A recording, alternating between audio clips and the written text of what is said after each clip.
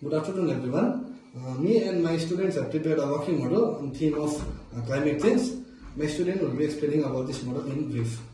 Good afternoon, everyone. My name is Ansidri, and she is my friend Janine Kipcha, and our model theme is climate change. And हामीले यहाँनिर wind energy use गरेको छ, जसले चाहिँ हाम्रो air एनर्जीहरू एयरहरू केही pollution गर्दैन, अनि यो चाहिँ एयरले मात्रै चलेको हुन्छ। अनि हामीले यहाँनिर यता घरमा सोलर एनर्जी युज गरेको छ, त्यसले हामीले पल्युसनहरू पनि गर्दैन। अनि हाम्रो जति पनि घरबाट वेस्ट वाटरहरू निक्लेको हुन्छ यहाँ गएर क्लिन भएको हुन्छ, क्लिन भएर रिभरहरूमा गएर फिल्डहरूमा गएर पनि यसले पल्युसनहरू गर्दैन, राम्रै हुन्छ।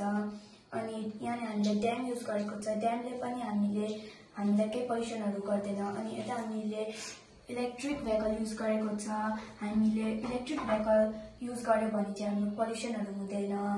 अनि is going to this side use गर्नु थाल्यो भने चाहिँ हामीले हाम्रो अर्थमा चाहिँ बस्ने लागेको हुँदैन।